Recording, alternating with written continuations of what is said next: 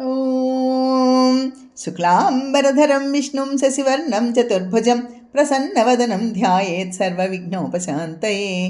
गुरुर्ब्रह्मा गुरुर्विष्णुः गुरुर्देवो महेश्वरः गुरुः साक्षात् परं ब्रह्म तस्मै श्रीगुरवे नमः। श्रीमद्भगवद्गीता गुणत्रयविभागयोगो नाम चतुर्दशोऽध्यायः। श्रीभगवान् उवाच परं भूयः प्रवक्ष्यामि ज्ञानानां ज्ञानम् उत्तमं यज्ञात्वा मुनयः सर्वे परां सिद्धिमितो गताः।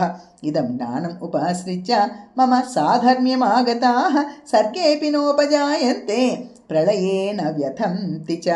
मम योनिर्महद्ब्रह्म तस्मिन् गर्भं दधाम्यहं सम्भवः सर्वभूतानां ततो भवति भारत।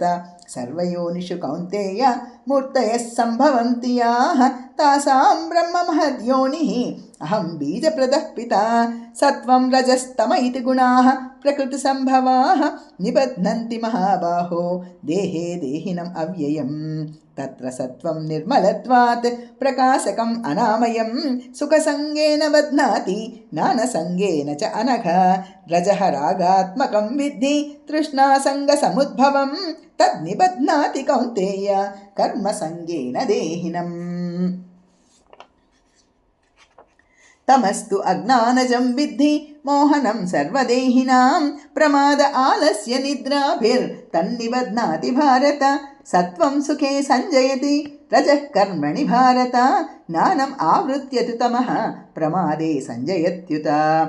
रजस्तमश्चाभिभूय सत्वं भवति भारत रजस्सत्वं तमश्चैव तमस्सत्वं रजस्तथा। सर्वद्वारेषु देहेऽस्मिन् प्रकाश उपजायते ज्ञानं यदा तदा विद्यात् विवृद्धं सत्वम् इत्युत। लोभः प्रवृत्तिरारम्भः कर्मणाम् असमः स्पृहा रजसि एतानि जायन्ते विवृद्धे भरतर्षभ। अप्रकाशो अप्रवृत्तिश्च प्रमादो मोह एव च तमसि एतानि जायन्ते विवृद्धे कुरु नन्दन।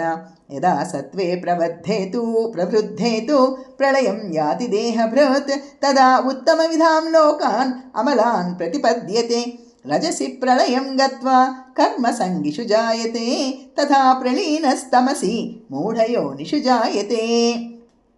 कर्मणः सुकृतस्याहुः सात्विकं निर्मलं फलं रजसस्तु फलं दुःखम् अज्ञानं तमसः फलं।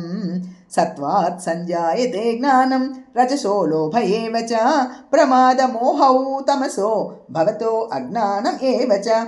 ऊर्ध्वं गच्छन्ति सत्त्वस्था मध्ये तिष्ठन्ति राजसाः जघन्यगुणवृत्तिस्थाः अधो गच्छन्ति तामसाः।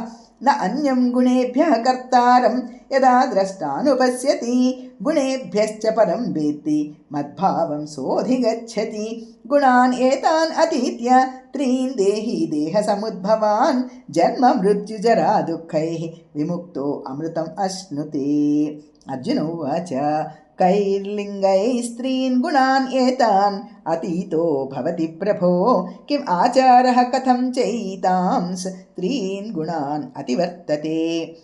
श्रीभगवान् उवाच प्रकाशं च प्रवृत्तिं च मोहमेव च पाण्डव न द्वेष्टि सम्प्रवृत्तानि न निवृत्तानि काङ्क्षति। उदासीनवद् आसीनो गुणैर्यो न विचाल्यते गुणा वर्तन्त इत्येवं यो अवतिष्ठति नेङ्गते। समदुःखसुखस्वस्थः समलोष्ठ अश्मकाञ्चनः तुल्यप्रिय अप्रियो धीरः तुल्यनिन्दा आत्मसंस्तुतिः। मान अवमानयोः तुल्यः तुल्यो मित्र अरिपक्षयोः सर्व आरम्भ परित्यागी गुणातीतः स उच्यते। मां च यो अव्यभिचारेण भक्तियोगेन सेवते सगुणान् समतीत्य एतान् ब्रह्मभूयाय कल्पते। ब्रह्मणो हि प्रतिष्ठाहम् अमृतस्य अव्ययस्य च शाश्वतस्य च धर्मस्य सुखस्य ऐकान्तिकस्य च।